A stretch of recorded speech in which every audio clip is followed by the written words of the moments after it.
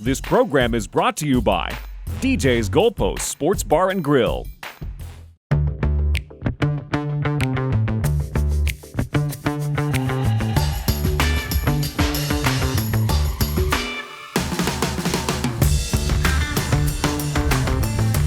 One of the greats in the business. We've been saying Wayne Larrivee, the voice of the Green Bay Packers. And Wayne, I don't know how many people can say they have that trademark phrase. You can sell merchandise, the dagger. You've been asked it a zillion times, I know, but there are many who don't know the story. And frankly, I don't. So I'd love to hear how that originated. It is one of the fantastic calls in all of broadcasting. Well, I appreciate it, Tom. Actually, it's a basketball term. We were talking so much basketball. And I never used it in my career till I got to Green Bay. And I remember I was doing a Bulls game Saturday night in Chicago. And, you know, in basketball, we use the dagger when the game's coming down the stretch. It's a 1 or 2 possession game. And somebody hits a 3-point shot with 10 or 15 seconds to go, makes it a 3-possession game. And you know the other team doesn't have enough time, enough possessions left in that game to catch up. And that's the dagger, you know.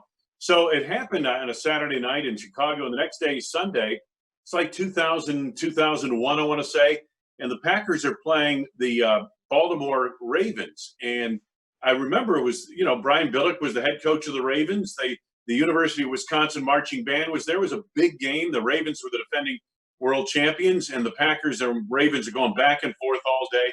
And finally, Brett Favre hit Bubba Franks in the south end zone on a touchdown pass in the fourth quarter that gave the Packers a 3-score lead with a little less than half the quarter to go. And I said, and there's your dagger.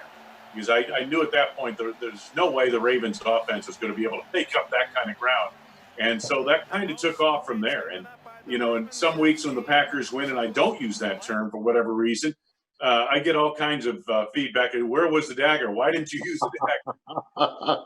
The Pippin Dodds Packers podcast continues with Wayne Larrivee, the voice of the Green Bay Packers. So honored to have him with us. And John Dodds is the star of the Pippin Dodds Packers podcast. It doesn't happen without our wonderful sponsors. Over the recent times, we've had Professional Construction, Inc. We're so grateful. Mark Frederick Packaging, Pat Horn Finances, and also we have a newest sponsor. He's one of the big ones, and he's become a wonderful friend.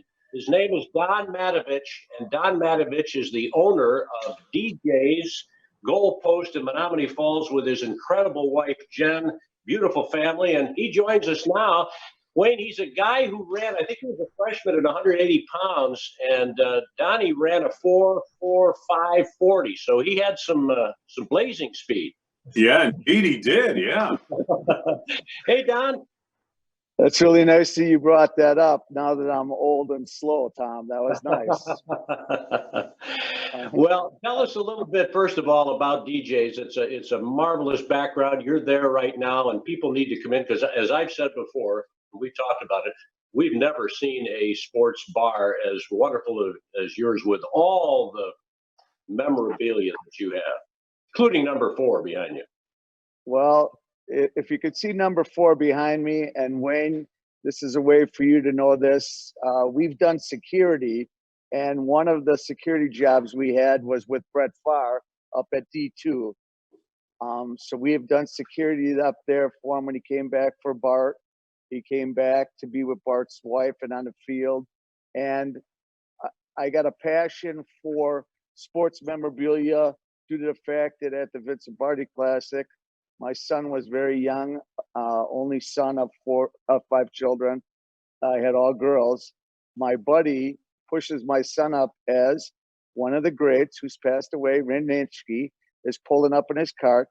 And I almost have a heart attack being a ball player at one time and coaching for 25 years in the Catholic school system, public school system. Who picks up my son, Ray Nitschke? Who loves Ray Nitschke is Don Matovich, the Juneau High School football player who used to have a Ray Nitschke Dick Buckus pin over his locker. So after Ray picked up my son, and there was an issue then when he passed away in Venice, Florida, I started a bar. My son wanted to be in a bar business, and I started collecting memorabilia. And according to my wife, Jen, as Tom said, I have a great amount of memorabilia And a lot of it is to do with letting other people be able to enjoy the memorabilia that the Packers, the Bucks, the Brewers have brought us.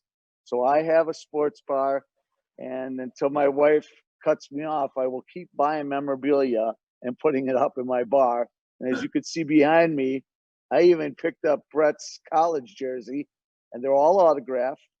I've done some fundraisers with Butler, and now I'm doing something with the Pippins and John Dobbs, and it's just great to get to see you live on the podcast, because I've been on the field at Green Bay and I've been at practice.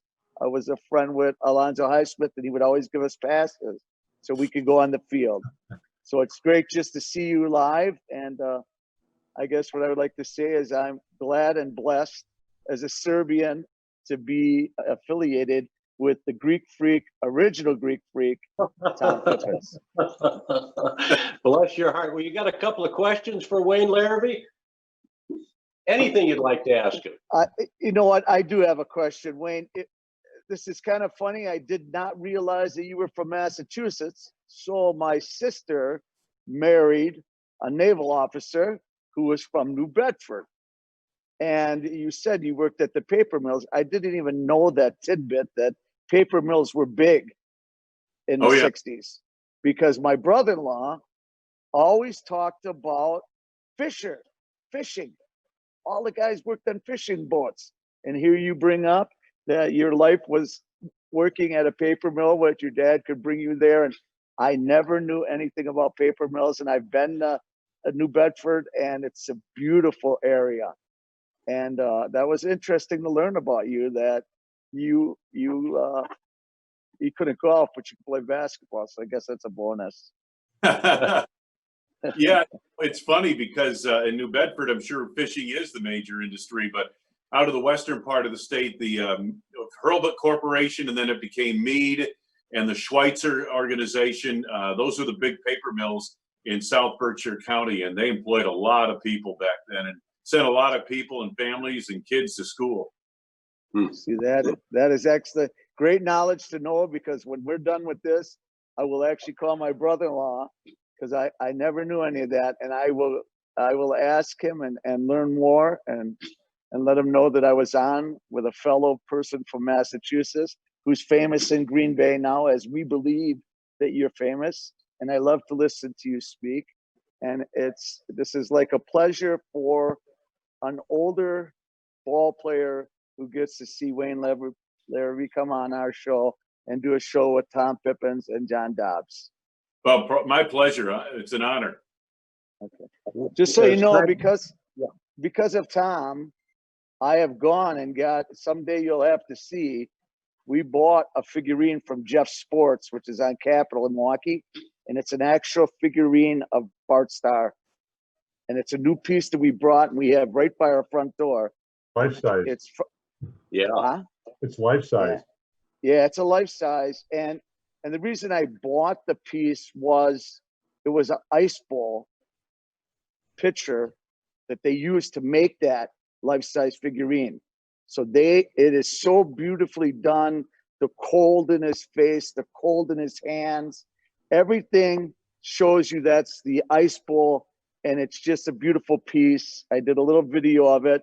I had my nephew open it. We did a little video, and we announced that it's a new piece because of the Tom Pippins, John Dobbs show, and it turned out really nice, and we got a lot of hits on it.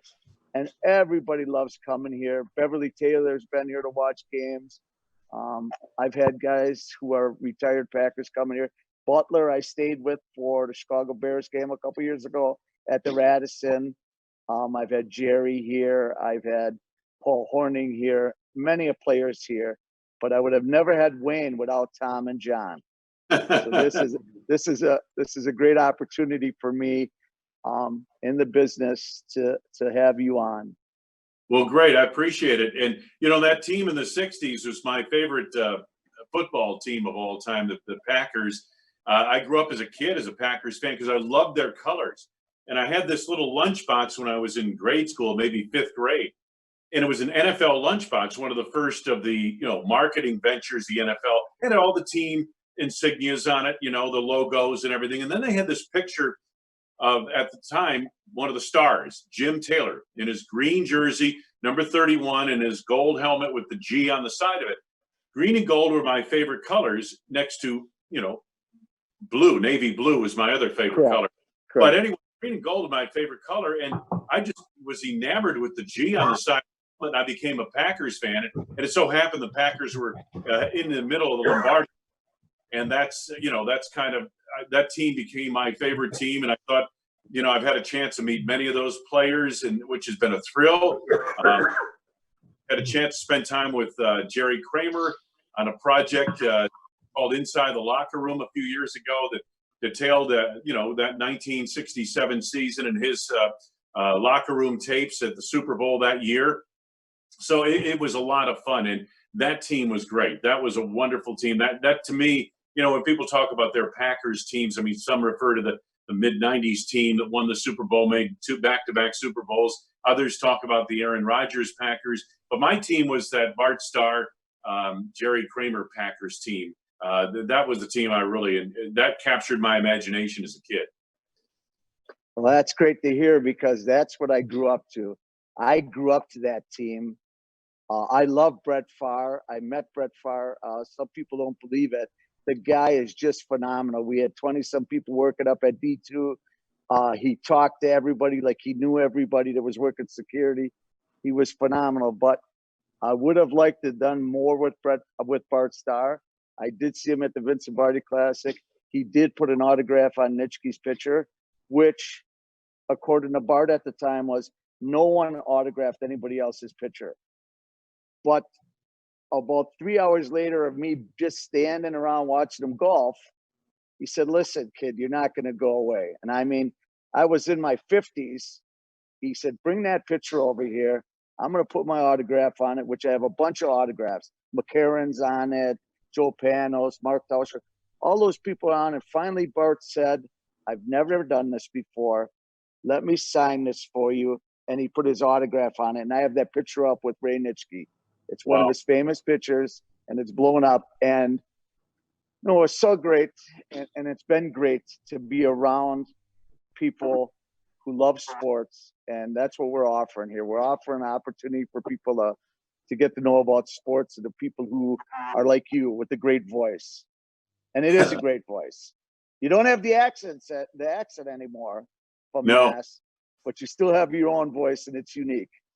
Well, I really appreciate. It's funny about the accent. Where I grew up in Berkshire County, it's kind of equidistant between two of the great regionalisms in America: New York to the south and Boston to the east. And we're right in the middle, and the hodgepodge of those two regionalisms kind of left us in the middle. And so I had a problem with the accent or anything like that. Well, my brother-in-law has been in Wisconsin for 30 years, and he has not lost his accent at all. He still has it.